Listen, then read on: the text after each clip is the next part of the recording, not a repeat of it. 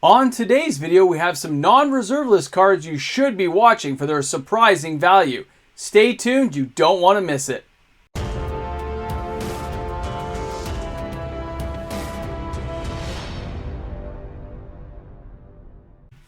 Welcome back everyone, MTG Moxman here. I hope you're all having a great day today.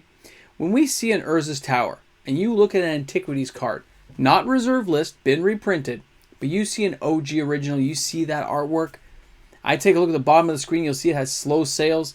This is a financial opportunity for some players who want to get OG original cards from Antiquities.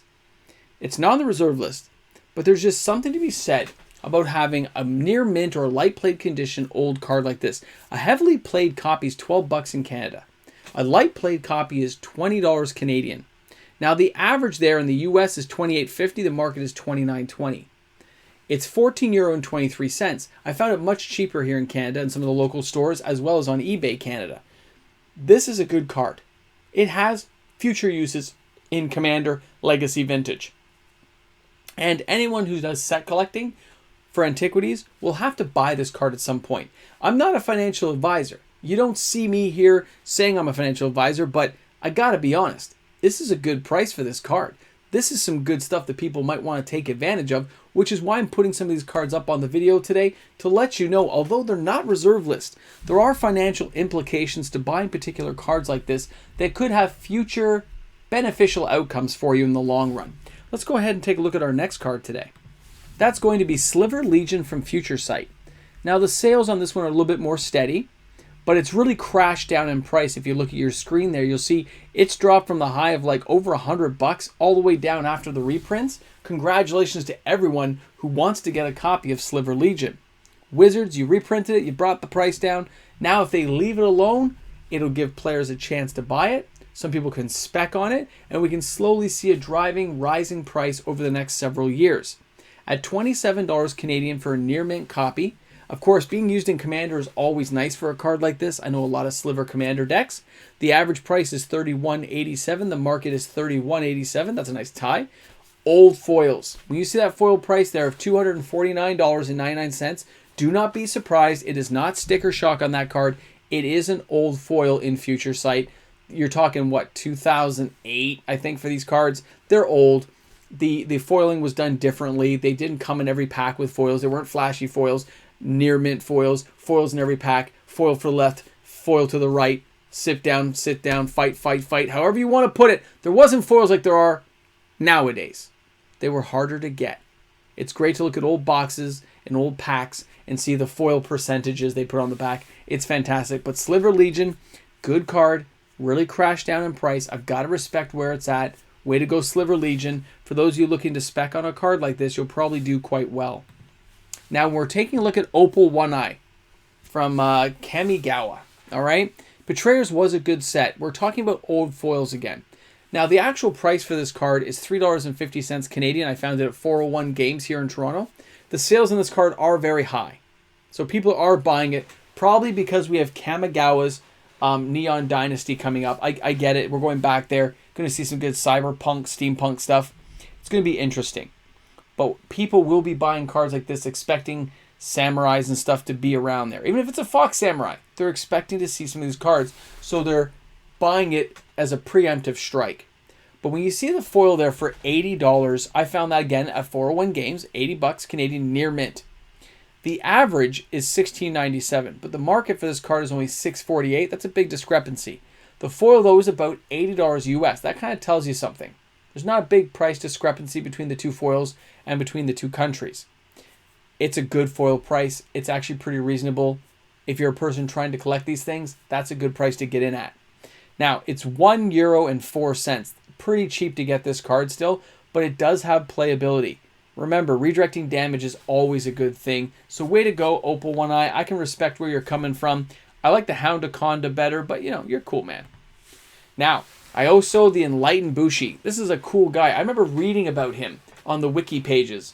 Like he turned down his Emperor Lord and went off to become an enlightened guy, and they want him brought back. There's some cool flavor text there. If you look at him, his sales are high. Again, just like Opal, people are buying this card up. He does have a generic 2 to regenerate Samurai. People could be trying to build samurai decks, which is why it's selling so high. Building a samurai commander deck when you're adding more samurais in, very possible. A generic creature in green that can regenerate and regenerate other samurais, that's crazy. Any samurai being regenerated could be a real sticky wicket to deal with later on.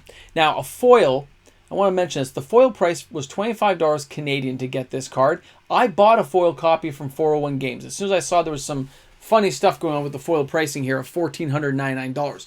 I knew that was not the correct price, but I wanted to check it out. I checked various places. Anywhere from 50 to 80 bucks is a very reasonable price for a foil of this nature, of an older card, okay?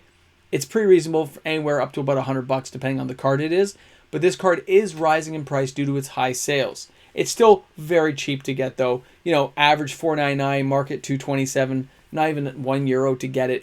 It's very reasonable, but I think you're going to see this guy very soon after Kamigawa comes out. People are going to build some really nasty commander decks to just mac on people and beat them up. Our next card up is the Quicksilver Amulet from Urza's Legacy. Again, it's been reprinted. You can see I put a reprint picture up there. But if you have the choice of the two, why wouldn't you just go back and buy the OG original, look for near mint copies? $15 Canadian for a near mint copy.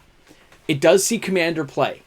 When you look at the averages under 10 bucks, the market's just over 10 bucks. A foil, yes, it's an older foil. You're talking the 90s here. You're going to be paying a lot of money. They just didn't print them that often. 100 bucks seems very reasonable to me to get this foil, and €5.28 to get that card. But remember, choosing a creature card in your hand and just putting it into play is kind of crazy for just paying $4. It could be some huge beast. There are ways of manipulating cards like this, which is why they see play.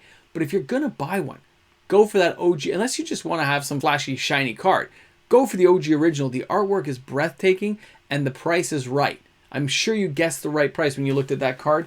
Way to go, Quicksilver. You are definitely going to see some play and some pay. All right, guys, our next card up is, of course, the Triomes. I'm showing you the Zagoth Triome, but Icoria's Lair of Behemoths, these lands, they do see play. I've seen them in Commander. I got slaughtered by one, actually. It was very funny, but yep, I've seen them in Commander. The price, I put the highs and lows in this one, so you can see the low all-time was $5.90. I remember telling people on my channel to buy these cards when they were $3-4 bucks. They were local, you could buy them, they were really cheap. Everyone was opening Ikoria at the time, so unless it was a foil full art, it was really cheap to buy these. But if you look at there and see $5.90 was the low there. The all-time high is $15.75. Right now it's $14 Canadian. $12.56 is the average US. The market's $10.63. A foil is $13.56. They shouldn't be that close together, but they are. And €11.53 to get that card. The sales on all the Triomes continues to stay quite high. The market seems to accept the fact that these cards are decent land mana base. They are used for multiple decks, and they're going to stay there. And people are hoping that in Capenna, the Streets of Capenna, that they're going to reprint the opposite ones and put the opposite ones into place so you can have full play sets. It'll be awesome if they put that out. I'd be looking forward to that myself, and to see what they do with the Streets of New Capenna will be very interesting. So the Zagoth Triome was definitely a card to keep an eye out for. It may be spiking up higher in value. It's drifting a little bit right now, but not drifting fast. The price is sticky on this card. It's going to stay where it is. All right, for the Esper Sentinel Modern Horizons 2, the sales are really high on this card, but I wanted to demonstrate the fact that this card at $21 Canadian. The average is $19.40. The market is $17.02 US. A foil is $34.50 roughly, and €13.74 to get that card. Its all-time low was 15 bucks, but the all-time high was 36. This is one of those cards you just have to respect and recognize what it is and what it can do for you. It's amazing. Cards like this, Wizards tends to print once or twice and then kind of forget about them for a number of years. They bring the price down a little bit and leave it alone. They're trying to keep a certain market value. But Wizards has so many cards out there, it usually can take them years to reprint. Remember that. This card will drift up. So for those people who bought it when it was a little bit cheaper, congratulations. You're going to see some real gains on this card because Wizards won't be reprinting right away. They have other things on the docket. So way to go. Esper Sentinel's definitely going to climb in value. Our next card up is Godsire from Shards of Alara. Now, this is an older foil, not as old as other cards here on the list, but it's still around the $20 mark. I remember seeing this card and being very proud when I opened one of my Shards of Alara packs because he's an 8/8 for 8 who can tap to make 8/8 creatures, and he has vigilance. He was just a beast. That's why they call him Godsire, I guess. $10 Canadian right now for a near mint copy. The average is $8. The market is $7.51. And it's €4.67 to get that card. The all-time high was September 2nd, 2019 at $32. But look at it here in August of 2019. It's $4. So you can see it collapsed. And it's just slowly working its way up right now. Godsire doesn't see a lot of play. I have seen him in the odd commander deck as a fun card to add in. But if he gets going and if he's manipulated correctly, he can be a lot of fun. He's a little bit underrated in my opinion. Our last card up today is Teferi, the Hero of Dominaria. Another amazing card that people always underestimate. Dominaria was a short-run print set. It's not getting reprinted anytime soon. They'll do specialty sets with it, but as a mythic, you can't expect to see him in a standard set again anytime soon, so his original OG version will hold some real value. I had some friends who bought this card at the low of around the $14 Canadian mark, and they picked up tons of copies because he used to be as high as $60 Canadian, and they bought 50, 60 copies, and he's been making money ever since. Congratulations, Marvin. Yeah, we're all proud of you. That was a lot of money, I know. Now, the all-time low is $13.96. The all-time high is $54.96, November 7th, 2018. But he's allowed in Commander. We got some good things he can be played in. He's a lot of fun when he gets going. I got to respect that. The average is $27. The market is $24.80. A foil is $55.80, and it's €27.71 to get this card. He is the Hero of Dominaria. Like, come on, he's coming to save the day. And now that he's hanging out in other places, we'll see how he does. I still think they should make him more powerful. They got to add more time stuff to him. He's just so cool. Teferi, I hope you hang in there, buddy. I'm looking forward to seeing you in future sets. Everyone, thanks a lot for tuning in on the video today. I really hope you had a good time and enjoyed. Thank you, everyone. Have a wonderful day today. You deserve it. Bring a friend to Magic. 1, 2, 3. Come on and break. That's right, patrons make the world go round. Thank you so much to each and every one of my fantastic patrons. I so enjoy talking to you guys each and every day. Thank you for the emails. You guys are amazing. I look forward to seeing you guys on the live stream.